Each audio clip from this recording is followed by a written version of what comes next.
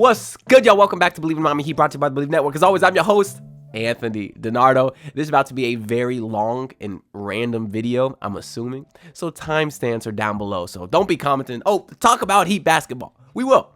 We're also going to talk about a lot of other things here. Now, I should mention that I have an audio podcast called Bleav in Miami Heat. I guess I should start there since it's been a while. And if you see me keep looking down here, it's because I'm looking at my notes here because there's a lot that I want to talk about. But anyways, I have this Bleav in Miami Heat podcast. I've been doing it for a couple years. It's audio only on all platforms, Spotify, Apple Music, or Apple Pod, etc. Technically, it's a podcast between me and Mario Chalmers. We've done a couple episodes, one on Zoom, one in person.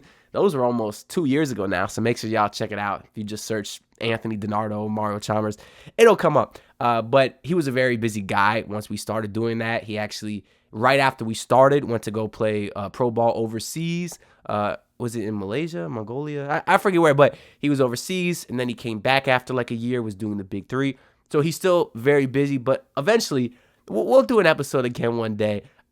Truthfully, I've been too hesitant to reach out just because it's been so long, and it's gotten to the point where it's like, you know, if I was ever going to reach out, I should have did it a while ago. And I was, because it was supposed to be a weekly thing, but it kind of got to the point where like, he'd be like, yeah, that's cool. Let's do it on Tuesday. And then Tuesday would come. He would text me and say, hey, I'm sorry. I can't do Tuesday. Let's reschedule.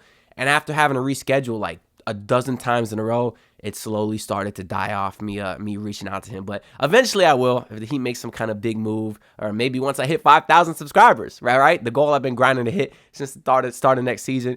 Maybe I'll reach out to Mario Chalmers again. But anyways, every once in a while, I like to do these informal or like long form podcasts with minimal editing, because as y'all know, I've been doing a lot recently. And usually what I do is I take most of the videos that I post on YouTube and I put the audio on the podcast side for a lot of people that just like to listen to me talk. Because sometimes I talk for 10 to 15 to 20 minutes. So sometimes people just want to listen in the car, doing whatever. They don't want to watch the video. So that's kind of the purpose of the audio podcast. But like I said, I kind of like to, it's nice to be able to address the audio podcast directly, because I don't get a chance to do that a lot with these long form podcasts. If you're on the audio podcast, you can come over to the YouTube also. At least drop a sub. Even if you don't watch the videos, drop sub. Just search Anthony DiNardo because the video will be on YouTube. And obviously the audio on the podcast side. But I wanted to come here and do one of these long form podcasts because there's a lot going on with the Miami Heat and a lot of rumors. I guess obviously nothing hasn't officially started yet, but there's a lot of rumors and there's just a lot going on with me personally, especially right now.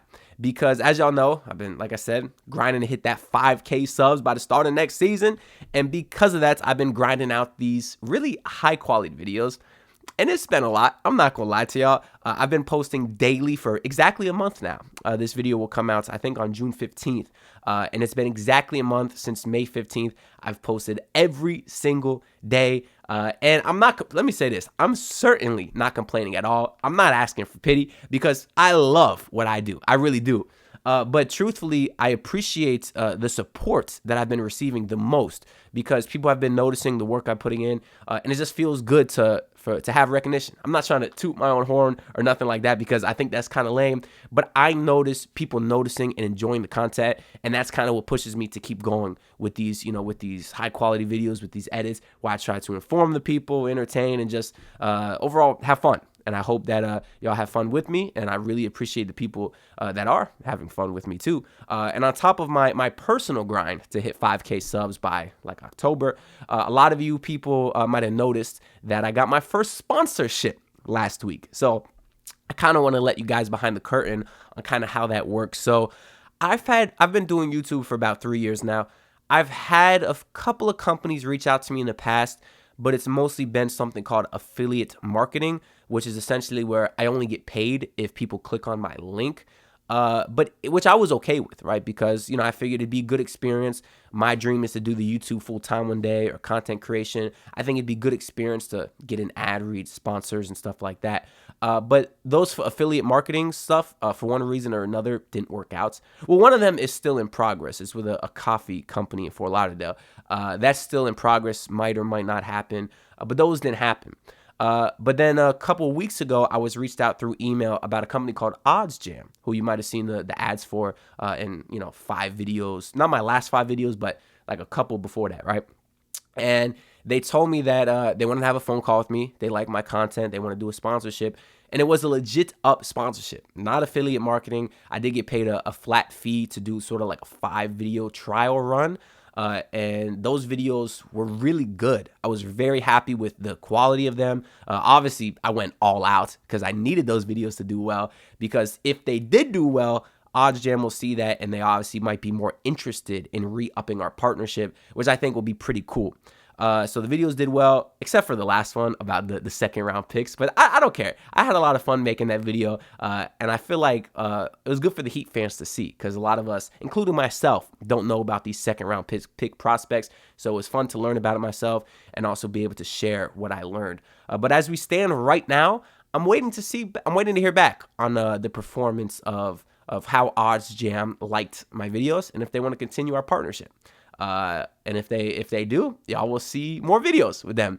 And I always try to keep it creative with the ads. Y'all might have seen the Pat Riley skit I did. I did the Tyler Hero skit, the Trae Young skit.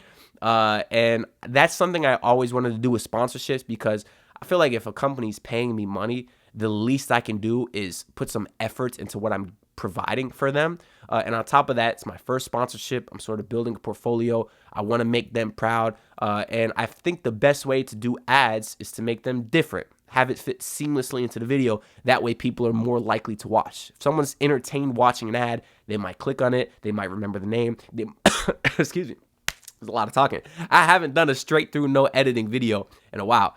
But with the ads, if it's a great ad, they're more likely to sit through the whole ad and not skip it. And all that stuff is just very beneficial for retention time on a video, watch time, all that sort of good stuff that helps the algorithm. So I spent a lot of time on those videos over the last week, 5-6 hours, sacrificing sleep.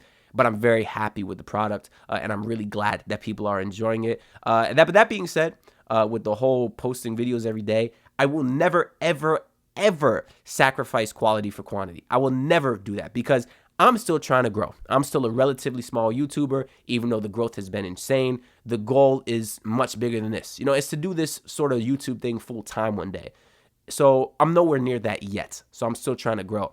The best way to do that is get out high quality videos, not post a bunch to maybe get more eyes, more watch time, and more subscribers. That's not it. It's to make sure every next video is my best. Now, some might be different than others. Some might be skits or songs or just informational videos like this. But I never want to sacrifice the actual quality of the video, because, let's say Odds Jam, they've seen a couple of my videos and they decided they wanted to sponsor me. What happens if the few videos they picked are ones that I half-assed? They would have never picked me. Same with the Bleav in Miami Heat podcast, this platform that I'm on right now with Mario Chalmers. I got a really cool experience, got to hang out with Mario Chalmers, and Michael Beasley was there too. We were kicking it, it was actually Heat versus Celtics 2 years ago. We were watching the game, got to hang out all night. I got that opportunity because Bleav saw the effort I put into my videos and wanted me to be a part of that. Same with the Basement Sports Networks. I've got to meet a lot of really cool people through that also. I'm still an active member in that, even though we're not producing a ton of off-season content. When the season starts back up, we'll be all over the basement once again. But it's because I try to make every video my best, because I never know who's going to see it. So, and also, there's been a lot of Heat channels that are posting daily. And truthfully, I want to beat them. I really do. And it's my competitive side, right? And let me get this straight. I love these channels. They are friends of mine. And I'm not me saying I want to beat them and surpass them is not me wishing them to stop growing. No, I want them to have the utmost success ever. It's just so it's not nothing bad or personal. It's just about my grind to continually try to be the best at what I can do. And I try to set myself apart, because some people have high basketball IQ. Some people are funny with great personality. Some people edit really well and have high quality videos. What I try to set myself apart is by doing all three. Because when I started this channel, I knew there was a lot of channels out there talking hoops, talking Miami sports. What's going to set me apart? And that's what I believed would set me apart. And there's still a lot of people bigger than me.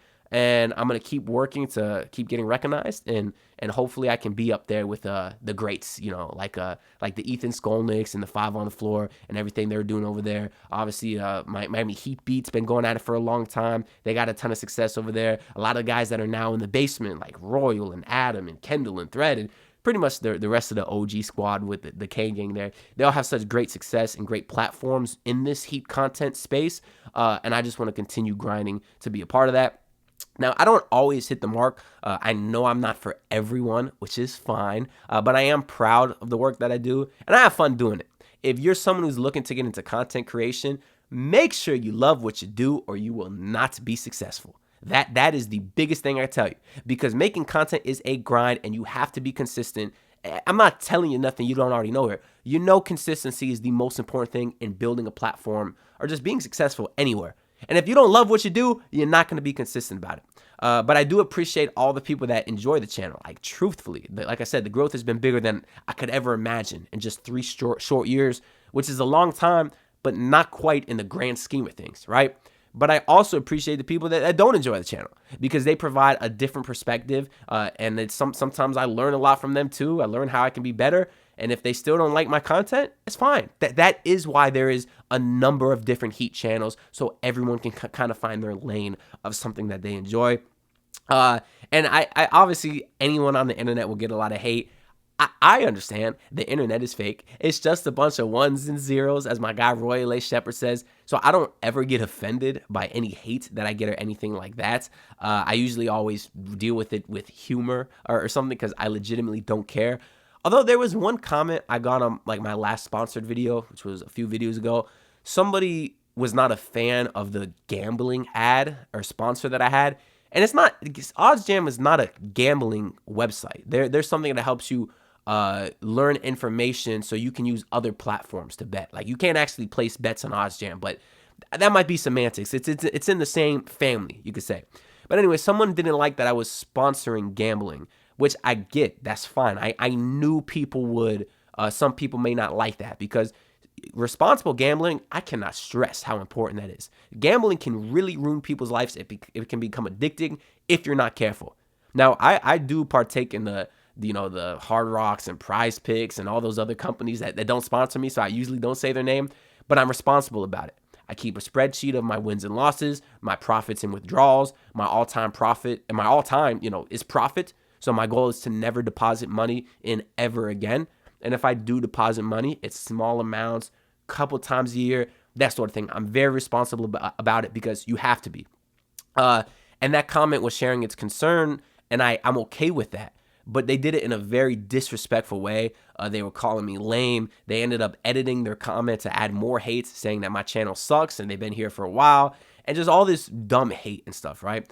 And I don't care. Like, I'm not offended or nothing like that. But I had the time to clap back on him. And he basically was saying, oh, gambling ruins people's lives and you're promoting ruin people's life. And I said, listen, if you have concerns about something I said or my sponsorship, feel free to disagree with me. That's what this is all about, is disagreeing and interacting with people, right? I'm not always right. I'm not right most of the time, and I acknowledge that. But if you're going to do that, do it in a respectful way. And he was very rude. And like I said, I don't care, honestly. But I had the time to clap back. And I basically said, listen, it's fine to share your opinion. Don't be so rude about it next time. I said, responsible gambling never hurt anyone's life, and I'm sorry that you don't have no self-control. Do better next time. And the reason I said that, and I told him to get out my comments, because I was, like, I don't really care, but I was mad at the fact that the sponsorship is something I was very proud of. I feel like getting sponsored is like the next step in becoming a successful YouTuber, content creator, doing this full time. Getting a sponsor is like legit, and that's something that I was so excited to do. That's why I spent so much time on the videos. So to have someone kind of rain on my parade for that, and just be an asshole about it, I feel like they deserve to get some clapping back there. But anyways, we've been talking for 14 minutes, and that's all the stuff I hope you guys find interesting. Some might not. But anyways, we'll talk about some Miami Heat, because that's kind of what this channel is about after all. And as of this recording, I was watching the Celtics versus Mavs game 4. The Mavs were up like 30 in the third quarter. So I was like, all right, I don't need to watch the rest. Let me come out here. Even though I'm truthfully not I haven't been that tuned into the finals for a couple reasons. One, you got the Florida Panthers, baby. One win from a championship. If you're watching this video on Saturday, they can close it all out tonight, and we'll certainly celebrate that when we get some time here. I'm actually going out of town to Orlando tomorrow, so I'm recording this video and Sunday's video, so I won't have an updated video until Monday probably. But tomorrow's video is good. It's with a wild trade package that just makes sense. So stay tuned for that. It's where the Heat get DeJounte Murray and a couple other guys. I think it's realistic, but watch the video tomorrow. Anyways, the NBA Finals is I thought the Celtics might close it out tonight. They did not. Now, the funniest thing would be if the Celtics blow this 3-0 lead, because truthfully, I might like that as much as the Heat championship. I'm not gonna lie to you. Now, at this point, I obviously want the Mavericks to win because to see history, right, and the ultimate collapse of the Celtics. But before the series, I didn't care too much because honestly, obviously, I want the Celtics to lose. They're the Celtics, F Boston, right? I hate them. But also, I kind of want Luka Doncic to get disgruntled and maybe ask out in a couple years, get Goran Dragic in his ear saying, hey, brate, I love Miami. Come on down to South Beach. And if Luka wins a ring in Dallas, that'll never happen, right? I had the same hopes for Giannis, but then he won a chip with Milwaukee, and I think that pretty much solidifies him staying there the rest of his career. So if Boston loses, great. F Boston. If Dallas loses, maybe they struggle a couple more years. They don't necessarily get better, and then in 2 to 3 years, Luka asks out. And we'll see what happens. I'm certainly playing the long game. But it will be some interesting news when the Celtics, or the finals finally ends, because that is technically when players can negotiate with their own players. Obviously, that's important for the Miami Heat. You got guys like Jimmy Butler. Now, if a guy is extension eligible, I actually do think they have to wait till July 6th. I was a little confused about the rules when they can do that. But I do know for extension guys, they can't sign until July 6th or 7th, I think.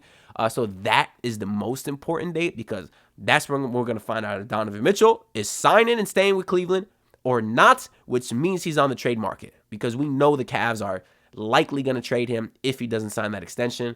Even though I think they could bring him into the season and wait to the trade deadline, try to convince him. But anyways, that July 6th, July 7th is the most important day. Obviously with Jimmy Butler as well. Is he going to stay? I had a long interview with my guy Adam Barai a few videos ago, and we talked a lot about Jimmy. He loves Jimmy, and it pains him to say, but he thinks the Heat are best suited trading Jimmy Butler because he thinks the window is closed and he would like to recoup as many assets as possible. I get the logic. If you could trade Jimmy for some first-round picks, then flip those for Mitchell. You'd have a nice core of Mitchell and Bam for a very long time. Or you can even flip Jimmy to Golden State for Kuminga in picks. A lot of people are high on him, or Keldon Johnson's another name we heard. I'm not super high on Keldon or Kuminga, to be honest. If we were to trade Jimmy, I would like to get, like picks. Like Philadelphia could send like 3 first-round picks or something like that.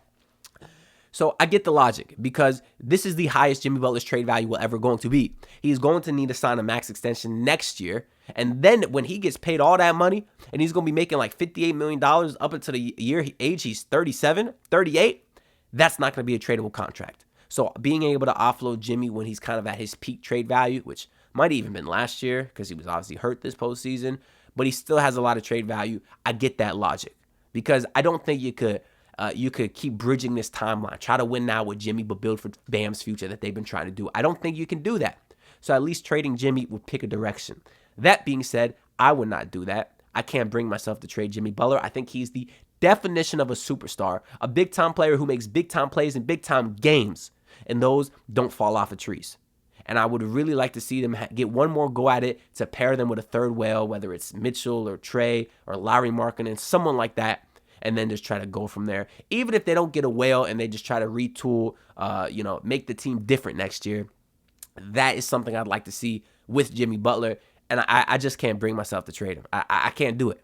Now, would I extend him? No, honestly, I wouldn't. I would want to see how the year plays out and then extend him, because they don't have to do it now. The only reason they would extend Jimmy now is because they don't want to piss him off. But I understand Jimmy wants his money, but I think he understands his faults. I think he understands he took a lot of time off last regular season. When he did play, he wasn't trying 100%. I think he understands he gets hurt often. And at his age, with his play style, that's a lot of money they'd be committing to him. And I think he understands he has to do a little more to deserve it, because even in last finals, he wasn't great, right? I think he knows that he still has to do more. If he was a champion, fine, pay him. But he's not. He hasn't been able to lead the Heat there. A lot of things haven't been his fault. Guys getting hurt, like in 2020. Max Strus, quote unquote, stepping out of bounds, which he really didn't. 2022, it's not all Jimmy's fault. But the point is, I think he acknowledges that there's more he can do. And I don't think pissing him off, and I don't think you'd upset him, I guess, by waiting a year to extend him. People heard Pat Riley's comments in the postseason presser talking bad about Jimmy, and people thought Jimmy would demand a trade right away. I don't think so. I think Jimmy respects that confrontation. He enjoys it, and he likes being told how it is.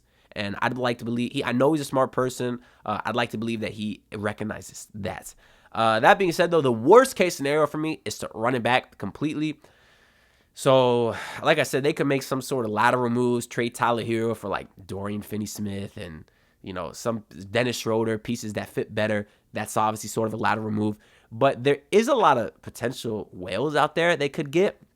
Obviously, Donovan Mitchell, we'll wait to see if he resigns. Trae Young, and I would give up everything for Mitchell, by the way. Probably the only guy I would. I think I would trade all the picks, Hero, Jovic, and Jaime, because that's pretty much the length of our assets. I think I would trade all of them for Mitchell. For Trae, I love Trae. I've made a whole video about it. I think he would really be seamless in this Heat offense.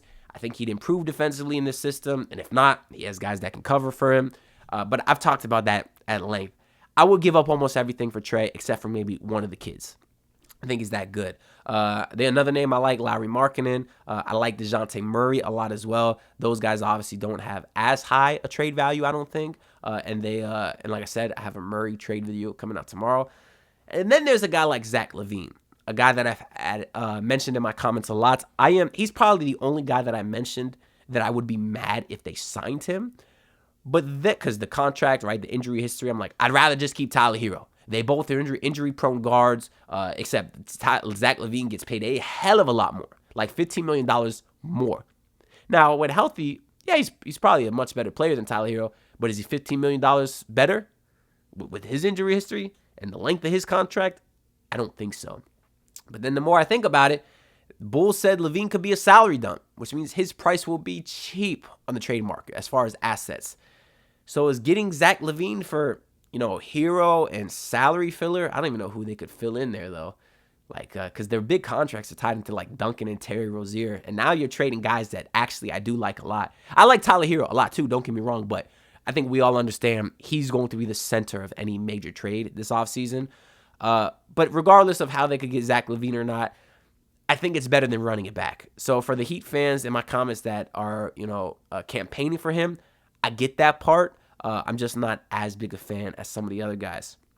So that's pretty much all the Heat talk I want to do because, like I said, I've mentioned these topics in individual videos before. I have more videos coming out, and that's kind of all we're going to be talking about until July 7th, right, when we get some real news on Donovan Mitchell and Jimmy Butler's extension. So I want to talk some Miami Dolphins real quick. When I started this channel, the goal was to do Miami sports, start with the Heat, and then kind of bridge off into the Dolphins, which really those were the only two teams I'm really tuned into, like watching every game, even though the Florida Panthers had me locked in. But I was really, I'm a big-time Heat fan, big-time Dolphin fan. The main reason I don't talk a lot of Dolphins is just because the videos don't perform as well. But that's because it's something different. And I do plan on working in more Dolphins videos once the season starts. And then hopefully we can kind of build that community too and use that to help grow this channel. But the main topic with them is Tua Tagovailoa and his extension. Because all these quarterbacks are getting extended. You had Jared Goff. Just yesterday, you had Trevor Lawrence. And I was listening to my favorite pod, Tobin and Leroy. And they were both campaigning for Tua to get his extension because he's in the same tier as, Jared Goff and Trevor Lawrence. You can argue whether he is or isn't, but fine. Well, I guess not with Jared Goff, but mostly with like Trevor Lawrence. My point is, yes, Tua's in the same tier as Trevor Lawrence, right? Yeah, like I said, forget I said Jared Goff. That don't make sense with what I'm about to say. But let's just say Trevor Lawrence, right? They're in the same tier as Tua, fine. But just because Trevor Lawrence got that money doesn't mean that I don't think it's a mistake. Because Tobin and Leroy were saying, how do you pay Trevor that money and not pay Tua? It's because I think the Jags made a mistake. Now, I understand you don't want to lose these quarterbacks for nothing, But if a guy shows you that you can't win with him, if he's not a big-time player, now I don't know as much about Trevor, but this is kind of what I'm talking about with Tua, then I'd rather just not pay him. Because if the Dolphins end up paying Tua, they are going to lock themselves into him for 4 or 5 years, whatever the contract is. And Tua has proven that he is not a big-time player. I love Tua Tagovailoa. Going into last season, I was his biggest supporter. I was fighting all the Tua haters. And I said his only problem was the health, not the talent. And then you go last year, he plays 17 games. He's balling to start the season. They're beating all these teams. And I'm saying, I told you. He's staying healthy. He got in great shape, and he's balling. But then they lose to the Bills. But then they lose to the Ravens. But then they lose to this good team and that good team. The only good team above 500 they beat was the Dallas Cowboys, who were also frauds. And then you go into the postseason. You go in Kansas City, and they score 1 touchdown off a Tyreek Hill hell of a play. It was a terrible pass by Tua. So Tua has shown time and time again that he is not a big-time player. He can't play in cold weather, so what good is that when you got teams like the Jets and Buffalo in your division in New England? New England don't scare me. But you got KC. You likely could have to go up there for a first-round matchup again next year. Like, I don't think you can win with Tua, and I know he's young, and I know he can get better. But the point is, we're talking about an extension. Tua has 1 year left. They can wait until next year and then give Tua an extension or franchise tag him or whatever they want to do. And I don't care if Tua gets mad. You know, Jimmy Butler has done, if Jimmy gets mad, I probably will give in and pay him. He's done, I know he hasn't won a ring like I said, but he's done way more for this team than Tua's done for the Dolphins. Jimmy Butler has been the best player on a team that went to the finals multiple times. He's a big-time player and always steps up, like I was saying earlier. Tua's the complete opposite. So if Tua sees all these other guys getting his extension and he doesn't get his and he wants to get mad, I don't care because you've done nothing to deserve that extension. And if you think you have Tua Tagovailoa, think again.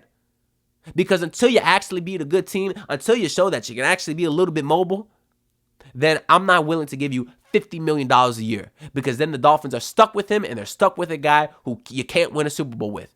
And okay, maybe you lose him for nothing. You wasted a high draft pick on him and you get no value for that. And I'm not saying they could find someone better easily because they can't. There's not a lot of good quarterbacks out there. But the point is, I would rather have an unknown who maybe you can win with than paying Tua all that money when you know you can win with him. And people say, well, you have to extend Tua. Who do you want? You want Gardner Minshew? You want Jameis Winston? All these other bums? No, I don't. But just because the other options are worse doesn't mean I have to pay a guy that I know I can't win with. That's my point. So maybe they get a guy in the 7th round that can turn into Brock Purdy. I know I'm using outliers as an example, and the Dolphins did take Skylar Thompson just a couple picks before that, before that, right? Because Purdy was Mr. Irrelevant, I think. But who knows? Maybe the Dolphins, they could have taken Brock Purdy. Maybe they find the next guy. Maybe instead of trading for weapons, they somehow trade for the next disgruntled star. I would have gave Lamar Jackson all his money when there was that contract dispute, a year or two ago now. I would have did it. There's other avenues to get a quarterback, whether it's someone you know you can win with, and I know Lamar Jackson hasn't won, and I know he's had his playoff troubles as well, but he's a better player than Tua Tagovailoa, obviously. And if you can't get someone better, then get an unknown and just try. See if it works. Because I tell you, you can't win with Tua. And I'm praying he gets better because he seems like a great human being. That's really the only Dolphins talk. They signed Calais Campbell. That was kind of a fun signing. Shout out to the hometown kid, 38 years old. Got like 6 sacks last year, so he's not a bad player. But I am very excited for Dolphins season. I think they're going to be good. I think they could win the division because Aaron Rodgers is 40 coming off an Achilles. I don't even know who's the Patriots quarterback. Did they take J.J. McCarthy? I don't even remember. And then the Bills lost Stephon Diggs and some other guys. So I do think the Dolphins have a chance to have a great season, and I'm looking forward to it, regardless of what I think of Tua.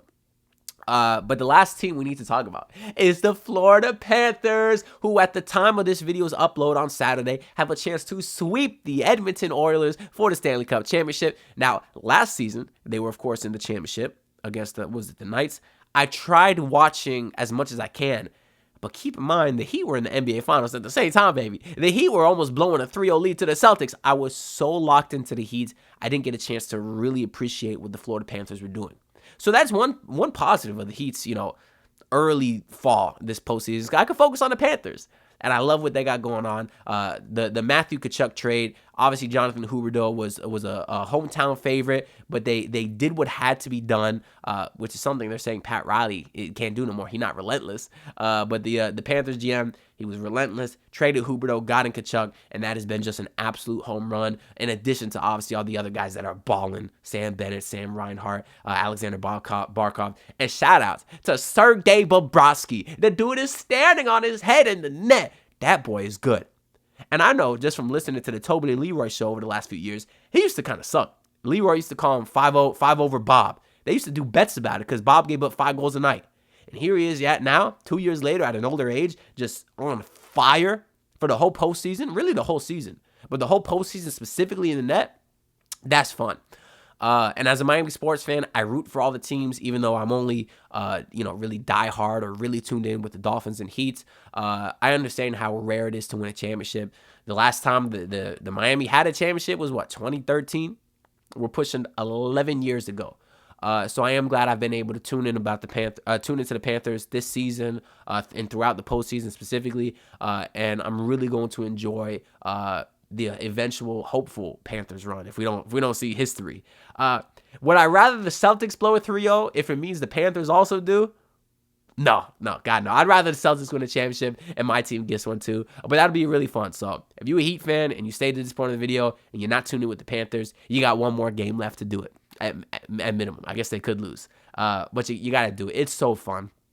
It really clicked with me that last game, why people love hockey. I get it now. And I will be tuned into that game 4 where they eventually or hopefully hoist the Stanley Cup championship. Anyways, that's all I got to say. This is one of the longer videos we did in a minute. So I appreciate y'all for tuning in. If you stayed to this part of the video, you're a GOAT for real. Let me think of something y'all could comment. Go ahead and comment. Wow,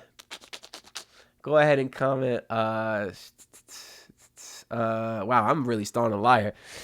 Go ahead, leave a comment saying Mario Chalmers is my GOAT. That I can't believe I waited that long to think of something for y'all to comment, and that's what I came up with.